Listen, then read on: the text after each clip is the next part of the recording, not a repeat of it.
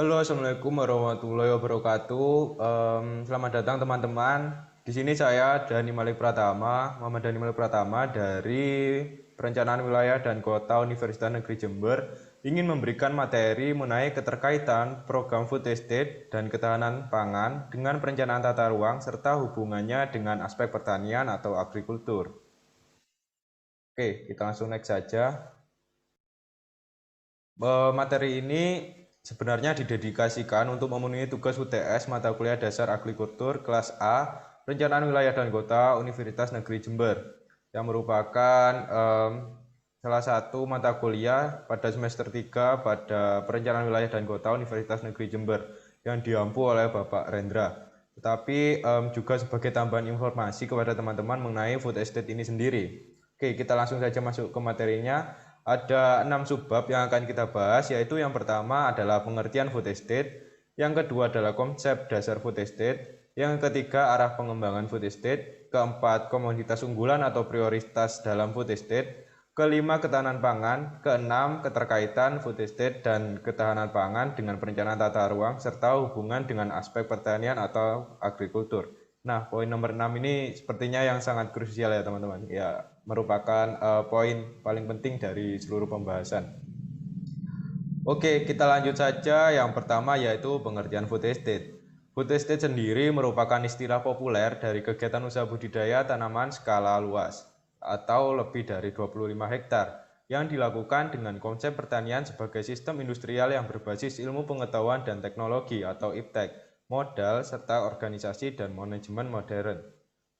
Jadi food estate ini merupakan budidaya tanaman dengan konsep yang lebih modern atau lebih terbarukan dengan memadukan IPTEK, modal, serta organisasi dan manajemen yang lebih baik. Untuk lebih tahu lebih lengkapnya kita langsung next saja. Kita masuk ke konsep dasar food estate.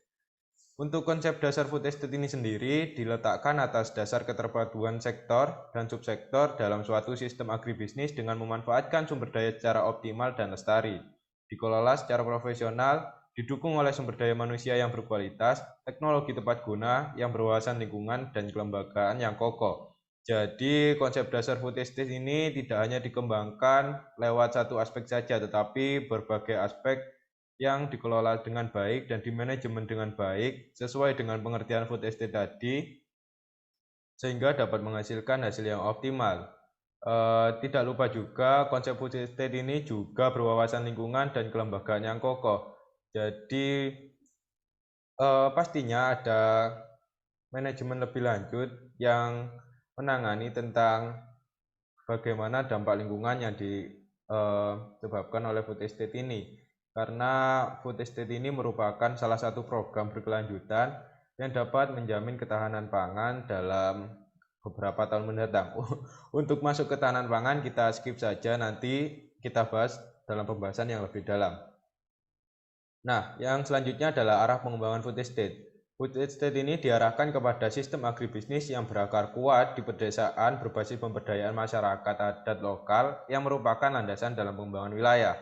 Nah, seperti yang kita ketahui bahwa food estate ini merupakan kegiatan pertanian yang berbasis modern atau dengan dikelola dengan baik, maka sasaran atau arah pengembangan food estate ini tentu diarahkan kepada pengembangan arah pedesaan atau merupakan lahan atau merupakan wilayah yang memiliki lahan yang masih cukup banyak untuk pengembangan food estate ini sendiri.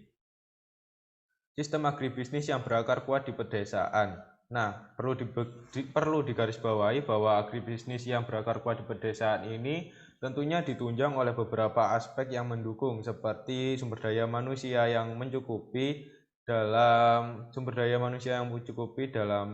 penerapan food estate ini sendiri, serta tidak lupa pemberdayaan masyarakat lokal yang merupakan landasan dalam pengembangan wilayah. Oke, selanjutnya kita lanjut saja ke komoditi unggulan atau prioritas dalam food estate. Setelah saya melakukan beberapa riset ataupun beberapa membaca jurnal yang telah saya baca dalam penyusunan materi ini, terdapat beberapa komoditas prioritas yang menjadi seperti ini harus dikembangkan terlebih dahulu, harus difokuskan ke beberapa sektor ini terlebih dahulu karena sektor ini merupakan sektor yang lebih krusial. Di antaranya komoditi prioritas yaitu padi, jagung, kedelai, ubi kayu, ubi jalar, kacang tanah, sorghum, buah-buahan, sayur-sayuran, sagu, kelapa sawit, tebu, ternak sapi, dan juga ayam. Beberapa komoditi prioritas ini tentunya tidak asing bagi kita karena kita temui sehari-hari. Dan jika ditinjau lebih lanjut, komoditas unggulan atau prioritas dalam food estate ini lebih mengarah ke tanaman pangan yang setiap hari kita kelola ataupun setiap hari dibutuhkan masyarakat seperti padi ataupun jagung sebagai mayoritas makanan pokok Indonesia. Oke, langsung kita lanjut saja. Selanjutnya adalah program pemerintah.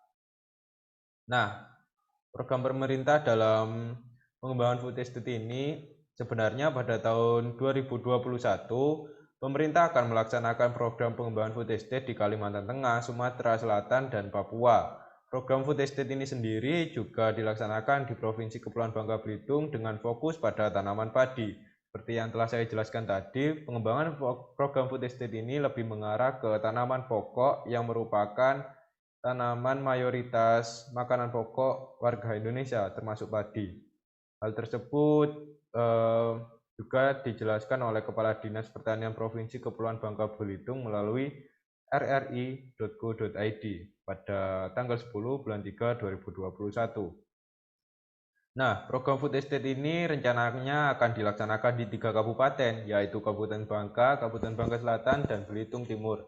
Lokasi tepatnya di Kabupaten Bangka berada di Kecamatan Mendo Barat dan puding besar sekitar 1000 hektar, Belitung Timur sekitar 1000 hektar, dan Kabupaten Bangka Selatan sendiri akan dikembangkan di Batu Betumpang yang ditargetkan sekitar 3000 hektar. Luasan yang cukup luas untuk sektor pertanian yang dimana luasan ini tentunya tidak akan mudah kita dapatkan di daerah perkotaan. Maka dari itu pengembangan food estate ini sendiri tadi difokuskan pada industrial atau agribisnis bagian pedesaan. Oke, kita lanjut. Nah, selanjutnya adalah ketahanan pangan. Berbicara soal ketahanan pangan, tentunya kita tidak akan jauh-jauh dari UU nomor 18 tahun 2012 tentang ketahanan pangan. Seperti apa isinya, langsung kita next saja.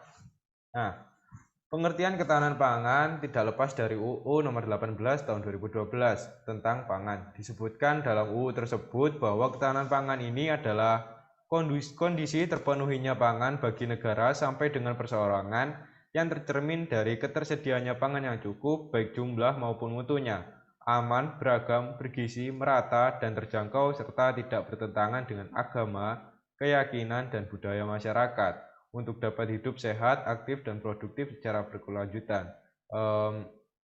Berikut tadi adalah isi dari UU nomor 18 tahun 2012. Nah, UU Pangan ini bukan hanya berbicara tentang ketahanan pangan, namun juga memperjelas dan memperkuat pencapaian ketahanan pangan dengan mewujudkan kedaulatan pangan atau food sovereignty, dengan kemandirian pangan atau food resilience, serta keamanan pangan atau food safety.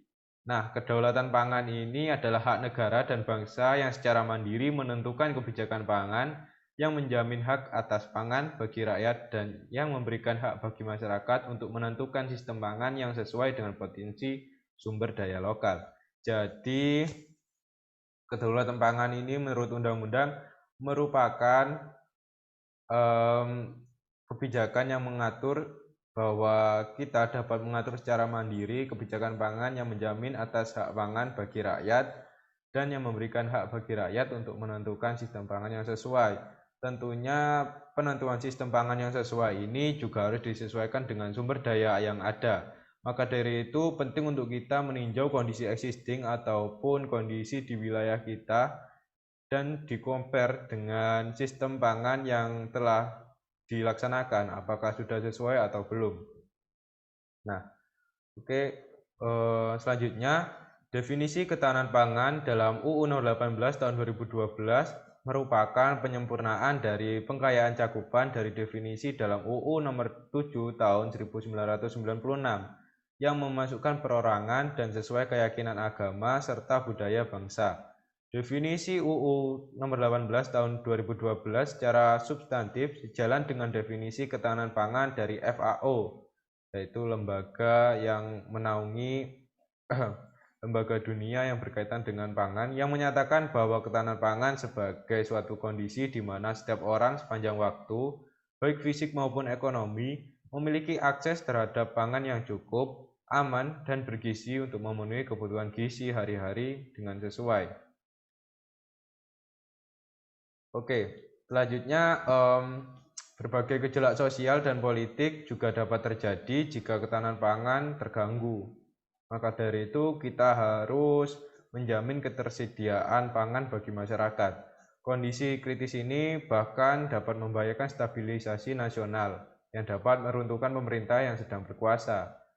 Berdasarkan pengalaman yang telah dibuktikan pada kita bahwa gangguan pada ketahanan seperti kenaikan harga beras pada waktu krisis moneter dapat memicu kerawanan sosial yang membahayakan stabilitas ekonomi dan stabilitas nasional.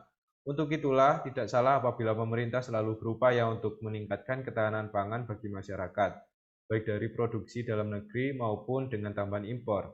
Pemenuhan kebutuhan pangan dan menjaga ketahanan pangan menjadi semakin penting bagi Indonesia karena jumlah penduduknya sangat besar dengan cakupan geografis yang luas dan tersebar, yang memenuhi kriteria konsumsi maupun logistik, yang mudah diakses oleh setiap orang dan diyakini bahwa esok masih ada pangan untuk rakyat. Nah, tadi itu adalah beberapa gambaran mengenai gejolak sosial yang dapat muncul akibat masalah dengan ketahanan pangan dan juga beberapa solusi yang dapat kita lakukan untuk mengatasi permasalahan gejolak sosial dan politik yang terjadi akibat terganggunya ketahanan pangan. Oke, kita next saja. Lalu bagaimana keterkaitan program food estate dengan ketahanan pangan, dengan perencanaan tata ruang, serta hubungannya dengan aspek pertanian atau agrikultur. Nah, ini dia yang paling kita tunggu-tunggu, yaitu keterkaitan program food estate dan ketahanan pangan dengan perencanaan tata ruang, serta hubungan dengan aspek pertanian. Kita langsung next saja. Nah, karena telah dijelaskan di awal tadi, food estate merupakan kegiatan usaha budidaya tanaman skala luas, tentunya sangat berkaitan dengan aspek perencanaan wilayah dan tata ruang. Hal tersebut dikarenakan sebagai seorang perencana, kita harus memperhatikan jauh ke depan terhadap ketersediaan pangan demi pembangunan berkelanjutan. Jadi kita tidak hanya merencanakan wilayah, tapi kita juga harus menjamin ketersediaan pangan atau kesejahteraan masyarakat dalam suatu wilayah tersebut, dan memperhatikan segala aspek sebelum merencanakan suatu wilayah, termasuk kesiapan suatu wilayah dalam program food estate ini sendiri, yang diantaranya peninjauan ketersediaan lahan pada suatu wilayah, aspek distribusi pada masyarakat, proyeksi berhasil atau tidaknya penerapan food estate dengan melihat kondisi existing, dan yang terakhir mengetahui jenis tanaman dan daya tahannya dalam program food estate. Oke, kita bahas yang pertama terlebih dahulu, peninjauan ketersediaan lahan pada suatu wilayah. Ini berkaitan dengan lahan yang tersedia pada suatu wilayah untuk dapat diterapkannya food estate. Kita ketahui sendiri bahwa tidak semua wilayah di Indonesia dapat diberlakukan food estate, dikarenakan sudah banyak pembangunan yang terjadi. Nah, maka solusi yang dapat diambil ke depannya adalah daerah-daerah yang belum terlalu banyak pembangunan atau lahan pertaniannya masih banyak, harus kita perhatikan lebih dan juga kita pertahankan guna menjamin ketersediaan pangan di masa yang akan datang, karena ketahanan pangan ini sendiri merupakan aspek yang sangat krusial yang jika terganggu dapat menyebabkan gejolak dan juga stabilisasi ekonomi. Nah, selanjutnya adalah aspek distribusi pada masyarakat. Kita juga harus memperhatikan bagaimana distribusi pangan tersebut. Jangan sampai distribusi pangan tersebut terganggu ataupun terjadi problem atau masalah dalam pendistribusian pangan pada masyarakat. Misalnya kita sudah memaksimalkan pada program produksi, tetapi pada distribusinya sendiri mengalami masalah ataupun kendala yang menyebabkan harga pangan ataupun ketahanan pangan tersebut menjadi berkurang efektivitasnya. Maka sama saja kita mendapatkan masalah baru pada bidang agrikultur ini sendiri. Yang ketiga adalah proyeksi berhasil atau tidaknya penerapan food estate dengan melihat kondisi existing. Poin nomor 3 ini hampir sama dengan poin pertama, yaitu kita harus memproyeksikan bagaimana jadinya jika program food estate ini diterapkan pada suatu wilayah. Apakah kondisi di wilayah tersebut sudah sesuai dengan penerapan food estate, ataupun kondisi wilayah di wilayah tersebut, kondisi tanah utamanya, dan juga iklim dan cuaca sebenarnya juga mempengaruhi apakah sudah sesuai dengan akan diterapkannya food estate ini. Dan yang keempat, mengetahui jenis tanaman dan daya tahannya dalam program food estate. Nah, salah satu manfaat yang dapat kita ambil sebagai perencana dalam merencanakan suatu kawasan agrikultur atau agroindustri, kita dapat mengetahui jenis tanaman dan juga daya tahannya terhadap program food estate ini sendiri. Misalnya tanaman padi yang memiliki yang sangat suka di iklim tropis, yang sangat sesuai dengan iklim tropis ini sendiri, tetapi beberapa tempat di Indonesia ada yang tidak support ataupun tanahnya tidak cocok untuk tanaman padi. Jadi kita harus benar-benar tahu bagaimana jenis tanaman dan daya tahannya dalam program food estate sebelum kita merencanakan kawasan yang lebih luas dan juga tentunya menjalankan program food estate ini sendiri. Sepertinya itu saja materi untuk hari ini mengenai food estate.